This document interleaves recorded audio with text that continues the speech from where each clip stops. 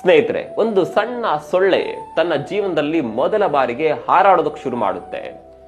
ಜನ ಇರುವ ಕಡೆಯೆಲ್ಲ ಹಾರಿ ಮತ್ತೆ ವಾಪಸ್ ಬರುತ್ತೆ. ಸೊಳ್ಳೆಯ ತಂದೆ ಕೇಳುತ್ತೆ, ಹೇಗನ್ನಿಸ್ತು ಇವತ್ತಿನ ಹಾರಾಟ ಅಂತ. ಆಗ ಸೊಳ್ಳೆ ಖುಷಿಯಿಂದ, ತುಂಬಾ ಚೆನ್ನಾಗಿತ್ತು, ನಾನು ಹಾರತಾ ಇರುವಾಗ ಎಲ್ರು ಚಪ್ಪಾಳೆ ತಡ್ತಾ ಇದ್ರು ಅಂತ ಹೇಳುತ್ತೆ. ಆಗ ತಂದೆ, ಅವರೆಲ್ಲ ನಿನ್ಗೆ ಚಪ್ಪಾಳೆ ತಡ್ತಾ ಇರ್ಲಿಲ್ಲ, ನಿನ್ನನ್ನ ಕೊಲ್ಲೋದಕ್ ಪ್ರಯತ್ನ ಮಾಡ್ತಾ ಇದ್ರು. ಅವರು ಹೆಚ್ಚೆಚ್ಚು ಚಪ್ಪಾಳೆ ತಟ್ಟಿದಷ್ಟು ನೀನು ಸಾಯುವ ಸಾಧ್ಯತೆಗಳು ಹೆಚ್ಚಾಗುತ್ತೆ ಅಂತ ಹೇಳುತ್ತೆ. ನಮ್ಮ ಜೀವನದಲ್ಲೂ ಅಷ್ಟೇ, ನಮ್ಮ ಜೊತೆ ಸಂಭ್ರಮಿಸುವವರು ಎಲ್ಲರೂ ಕೂಡ ನಮ್ಮ ವೆಲ್ ವಿಷರ್ಸ್ ಆಗಿರೋದಿಲ್ಲ.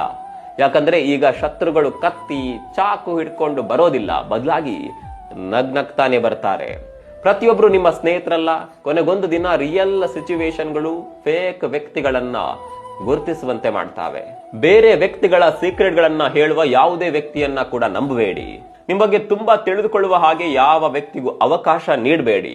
ನೀವು ನಂಬಿದವರ ಜೊತೆ ತುಂಬಾ ಕೇರ್ಫುಲ್ ಆಗಿರಿ. ಬೇರೆಯವರ ಬಗ್ಗೆ ನಿಮ್ಮಲ್ಲಿ ಡಿಸ್ಕಸ್ ಮಾಡುವವರು ನಿಮ್ಮ ಬಗ್ಗೆ ಬೇರೆಯವರಲ್ಲೂ ಕೂಡ ಡಿಸ್ಕಸ್ ಮಾಡೇ ಮಾಡ್ತಾರೆ. ಕೇಳುವ ಕಿವಿಗಳು, ಓಡುವ ಬಾಯಿ ಕೂಡ ಆಗಬಹುದು.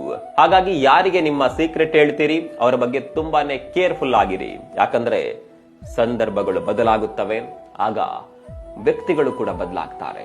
ಈ ಮಾತು ನಿಮ್ಮ ಜೀವನದಲ್ಲೂ ಕೂಡ ಕಹಿ ಸತ್ಯ ಅಂತ ಅನ್ಸಿದ್ರೆ ವಿಡಿಯೋವನ್ನ ಸೇವ್ ಮಾಡಿಕೊಂಡು ಶೇರ್ ಮಾಡಿ. ಇಂತಹ ಕಂಟೆಂಟ್ಗಳಿಗಾಗಿ ಈಗಲೇ ಫಾಲೋ ಮಾಡಿ.